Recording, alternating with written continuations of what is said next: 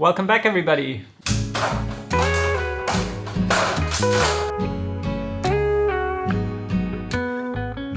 Hi, my name is Aladino, and together with my wife Maya, we are refitting a Cape George Cutter 36. If you've been following along every Friday, then you already know about the fridge. One of the final pieces of the puzzle to get ready to put the fridge in place permanently was actually dry fit the stove in here and put in the mounts, because this will not be accessible anymore once the fridge is in place. It has been a pretty exciting mission so far to build the fridge, from doing a lot of research initially to deciding, all right, let's do it, getting the materials. I've been going back and forth. There's so many ways to tackle a fridge, but I am very pleased and very happy with this. It's time to stop thinking about it. What you see here is a little piece of plywood that I've painted, so it's waterproof and it's glued on. It lifts the back end, and that is, if there is spills or anything, it flows down a little bit towards the most accessible corner. You also did not include a drain, which was a very purposeful choice. Do you want to talk about that? Yeah, if you install a drain, there should be a U-trap, because otherwise the cold air just escapes easily. But I personally prefer not having a drain, because if things spill and then go through the drain, you actually either have to have it go into a bottle or you have to clean up the bilge. And I prefer, if something spills, to have it contained and sponge out the fridge. It's just a personal approach. Yeah, we do have a drain on Magic Carpet 1, and clogs, it's given us more trouble than benefit. Exactly. But that is a personal choice. Absolutely. I haven't tried fitting the fridge in again after putting in the foil and this wedge. So hopefully it still fits, and this is the last time I have to put it in. All right, let's test it out. Okay. Fingers crossed. It's been a pretty challenging task, but I think we are nearing final installation.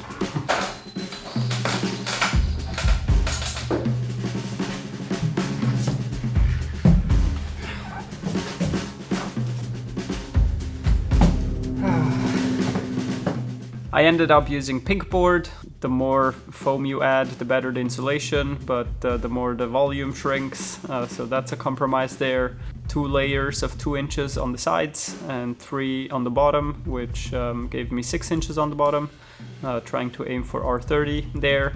And we are super pleased for a boat this size and for where it's located, and highly customized. It actually ended up being a pretty good volume. Oh, it still is too It's still high, a little so proud. I have to see if it's just wedged in super tight, or if it has to come out again. Because I have never tested it with the wedge and with the foil. I thought it wouldn't add too much, but I mean, it was a pretty tight fit beforehand even.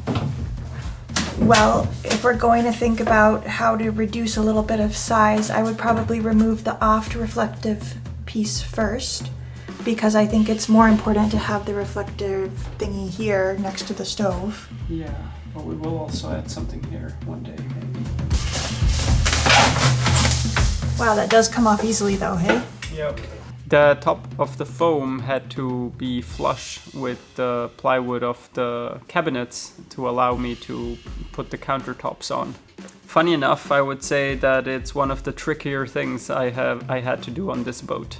But it's worth putting in all the effort, because I'm super excited about the Technotics Cool Blue compressor and the holding plate that we're getting for it. But making such a custom 3-dimensional tub has been challenging, and the struggle isn't over yet.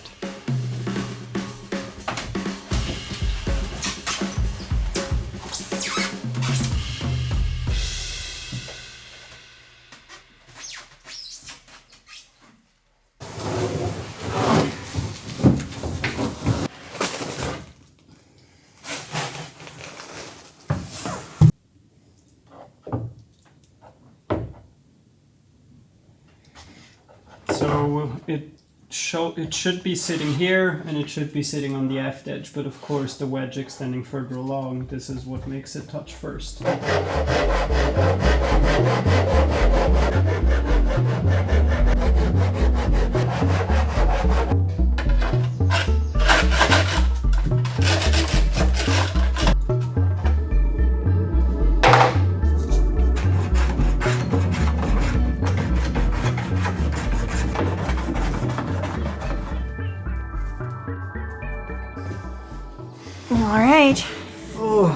getting hot in here. Let's get the fridge working. Okay, time for a test fit. Again, I don't want to take off too much, but I checked with the batten. We seem to have a pretty straight line. So yeah, time for a dry fit.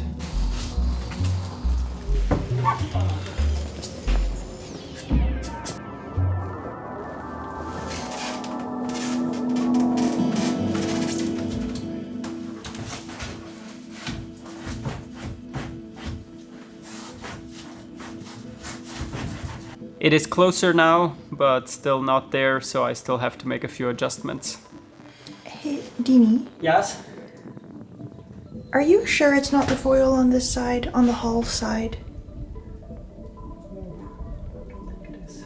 I kind of think it might be. Let's try a little pushy first. It does seem like it does touch there a little bit. Just how it's sitting, it seems to me that the problem is arising more from that area. If it's sitting here. Exactly. Why would that be too high though? It should be able to. Because it's lifting the whole thing off the bottom then. It is. Because it runs fore to aft. Mm-hmm. Okay, well let's give that a try. That might be an easy fix. You're getting good at that. Good in quotation marks. Practice makes perfect. Always doing it with a little less patience until something breaks. Patience. I love you.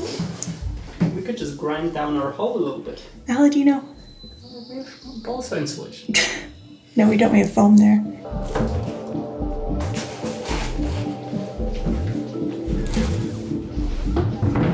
It's funny, the fridge is built and I had taken it off my list, but we spent almost the entire day trying to fit it now. So yeah, it's not quite done yet.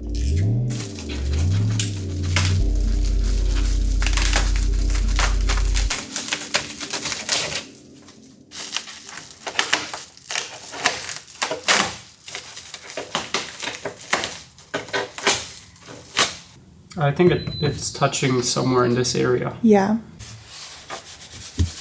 What you doing, Deanie? I don't know, we thought putting some chalk down and then we would see where it rubs if we see the chalk on the fridge. Aren't we funny ducks? You're a funny duck. It touched here! And again. What did I say at the beginning of this? Let's hope it's the last time. How many times has it been since? Okay, that already looks better.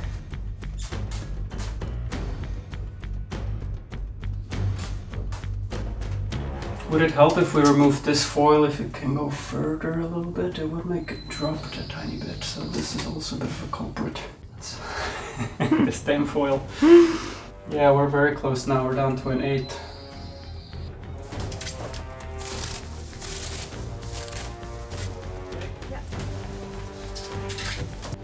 I mean, that's in now. Now that's perfect. Look at that. Oh, yeah. Yay, Deanie! No more foil, we failed. High five. Amazing. Oh. That was a struggle, but we got there. Yeah, we got there with compromising it. All right, well, I'm glad it fits again. So yeah, this is just how it fat in the first place, how it fitted. So it finally fits now, but we have to take it out one more time to seal up the wedge, and I might still apply a little bit of foil.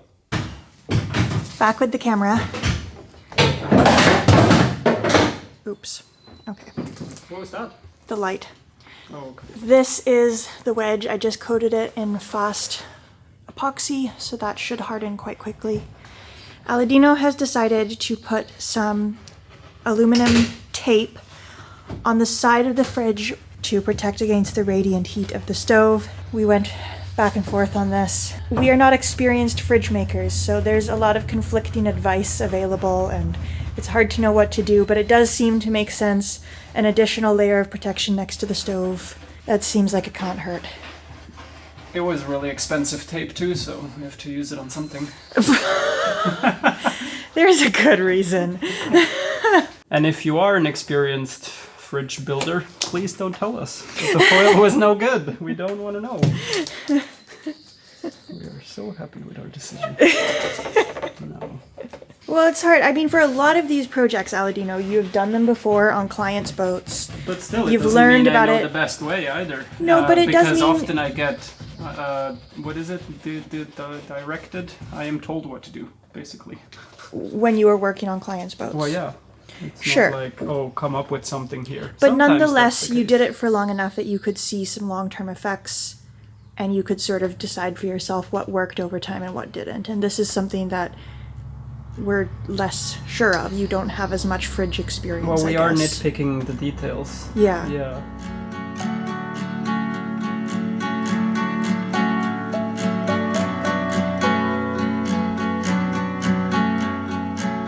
Winter change into spring.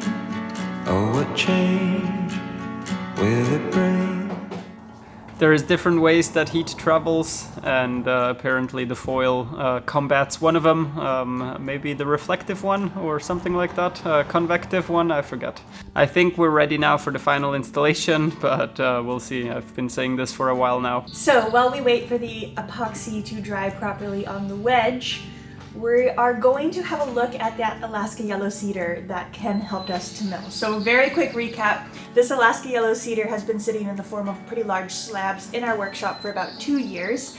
It was originally a tree that was in our patron Arnie's yard, and it blew over in a storm. And so Arnie took the wood, he took it to a friend's place to have it milled. He invited us to come along, we made a whole episode about it, and then we got to go home with a few slabs. And then recently we took it up to our friend Ken's place.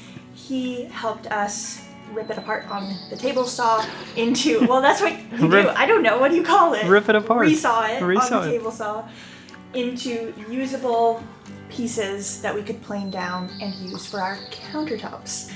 So once the fridge is in place, we're going to be able to place the countertops on at least over the fridge, and we're going to have to decide how we want the countertops to look. Wow, it's so light. Yeah, I it's was super expecting light. it to be way heavier, which is great. 'Cause Well, it's dry now, and it's Yeah. only a 1/4 inch thick. yeah, that's wonderful. Do you want to get the other pile too? Of course. So this pile is, it has relatively few knots in it. So this is a nice option. And then this one over here has knots. Now, of course, this isn't being used structurally, so knots don't really matter. They just add a character to the look. So maybe we prefer the knots, I'm not sure. And of course, things look different when they're finished, wood especially. Okay.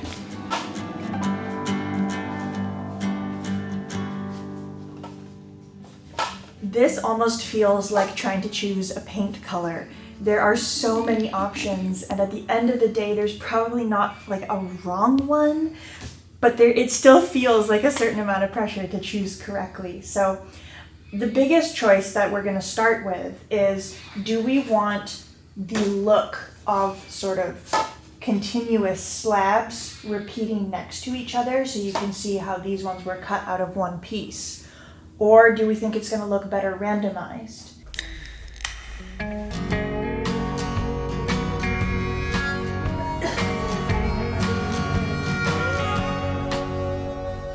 It was actually a deceptively difficult process to try and figure out how we wanted to place these planks on our countertops, what sort of patterns we want to make, because the planks do have sort of different colors running through them. There's sort of like the red heartwood, and then there's a more yellowish sort of like exterior wood. And yeah, we have to figure out how we want the colors to all play together. And it's a big choice because these will be our countertops. They're going to be one of the first things that you see when you look into the boat. They're going to be there for a long time. So we wanted to spend some time with this decision.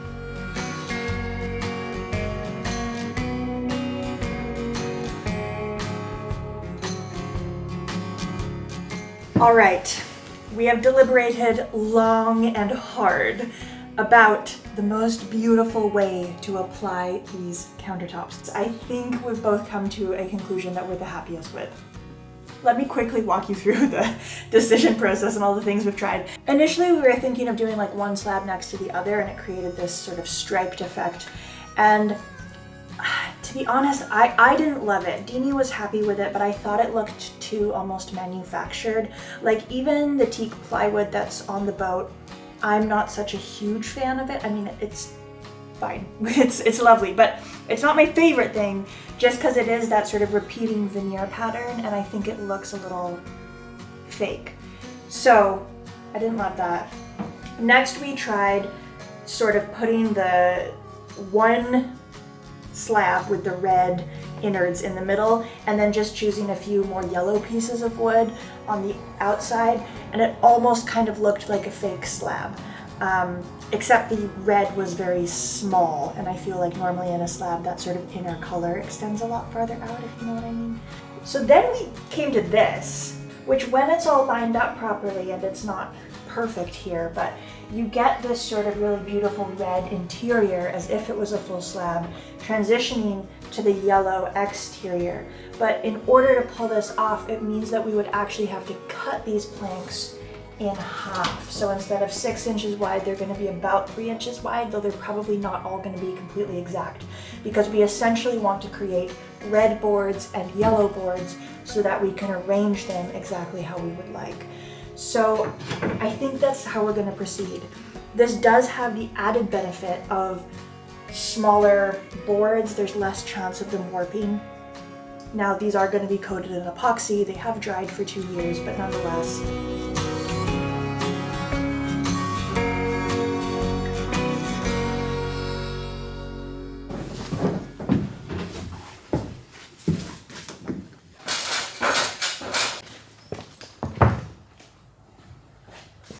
Oh, and we also just slapped some fast drying epoxy on this board, which is a sort of off-cutty piece. It's got these splinters out of it, so we didn't think we'd use it.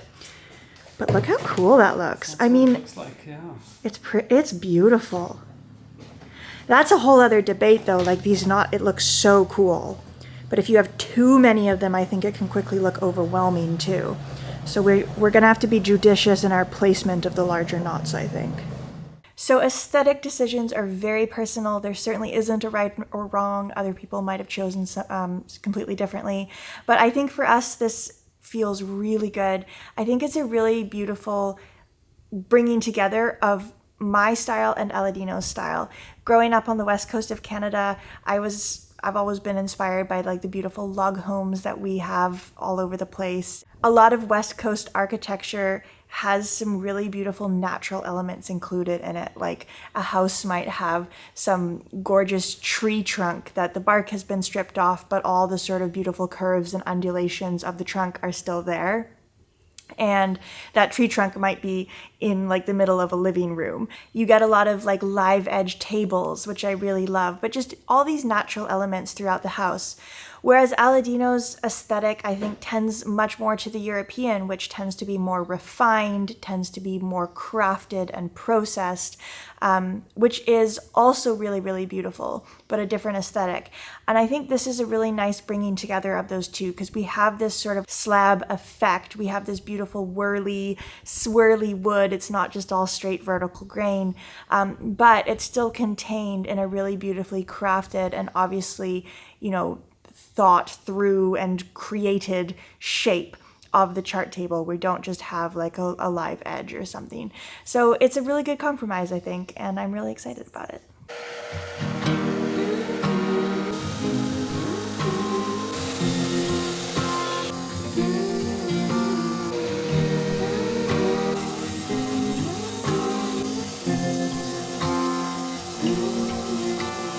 Always a bit scary making the cuts, because once they're made there is no turning back, but I think we'll be happy with the results.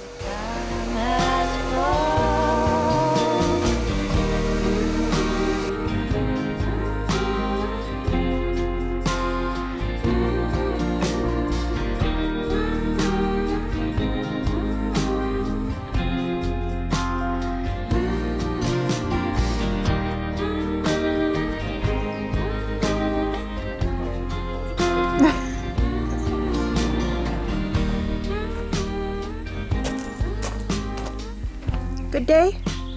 Tired. Okay, well that's why the day's over now. Good morning. Good morning. It was an earlier morning than expected, hey? A little bit. You want to fill us in? We got a delivery from Edensaw. And sometimes the trucks are pretty early and sometimes they're a bit later. And the embarrassing coincidence is that I was sleeping when they arrived once about a year ago, and it was the same driver. I made an idiot out of myself twice now. You know what's really funny? I grew up in a household that's extremely early.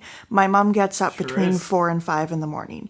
And when we were kids, she would get us up really, really, really early. Wow. And I sort of grew up with the mentality of like, somehow getting up earlier is like morally better. Mm-hmm. And when I met you, you have almost the opposite feeling. Sleeping in is a treat. Because I feel like your perspective on it is that getting up early means that you're not living life as well as you should be or could be. Yeah, it goes in that direction. Yeah. I haven't written down my religion yet, but it goes in that direction. Anywho, we got new plywood, and that plywood is thanks to Greg. Yeah. It's so amazing. Greg called in so many times for us at Edensaw and gave us a gift certificate, which paid for almost all the plywood that we used to close up the decks and now to finish up the cockpit. This should be the last batch that we need. So yeah, that is really, really huge. Thanks, Greg, for that. You remind me of so many things. You remind me of flowers, golden hour, coloring. You remind me of light shining through, twirling, dancing across the room. So it's definitely hard to get an idea of the finished result for us as well without it being, cut to shape and glued down and without the finish on it, which really brings it to a whole new dimension once that grain really comes alive under a coat of varnish. But I think with the coming episodes, we'll just see it progress further and further. Hopefully the vision I have in my head is going to match the reality of the actual thing. But yeah, it's going to be exciting to see it all unfold. And of course, you'll see it unfold along with us.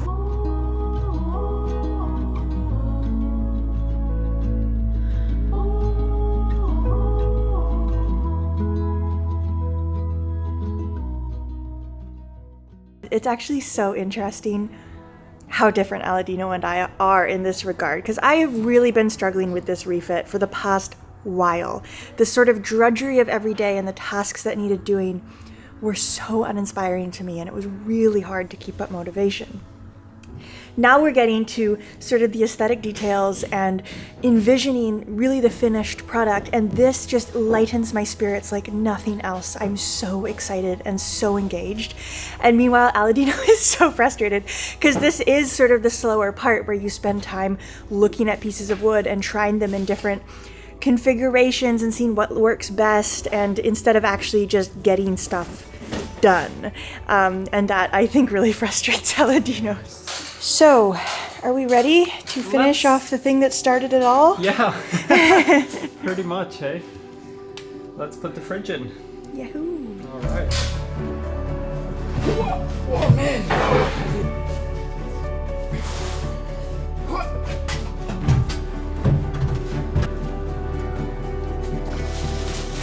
Can you lift it up again a bit?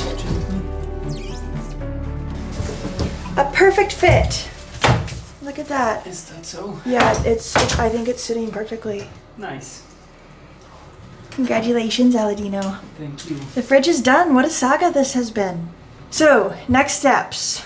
Next step is putting the countertop Countertop. on and glassing the countertop to this flange and over this corner. Okay. Then there's gonna be a partition here. Mm-hmm. That's because we will have runs here, propane, electrical if needed. So there's a wall wedging the fridge in and holding it in place and making this conduit channel here. Perfect. Then this bulkhead's gonna go in. Congratulations. Congratulations, you. Nice. This refit is starting to turn a corner, and it has certainly not just been a one-lane road where you go from destruction to construction all in one sharp turn. It has been much more of a winding road, and around every single corner there's a little bit less destruction and a little bit more construction. But I think we're really getting to a point now where we're starting to think much more about the finer details. The work itself is becoming much finer rather than just sanding huge areas. Yeah, things are starting to have a lot of aesthetic value as well. Although a lot of the work that we've done has been towards a final aesthetic finish, it has not actually been that final aesthetic finish itself, and I'm just really happy to be getting to that point now. This refit has been long, it has been challenging, I have not loved every moment, but we're getting to a stage that I do have a lot more love for, and that's very rewarding. So thank you so much for being on this journey with us throughout all of it, through the difficult episodes and the joyous episodes and all the episodes in between. We couldn't do this without you, and we're so grateful for your presence. If you enjoyed the episode, please leave a thumbs up, write a comment, subscribe to the channel. Huge thank you to our patrons for helping to support this entire project. We couldn't do it without you. And in exchange, we post real-time updates on Patreon every single week that are never published anywhere else, so those are exclusive to Patreon. Extra big thank you to the folks whose names are now appearing on screen for always going the extra mile to make sure that Magic Carpet keeps being produced. We will see you all next Friday.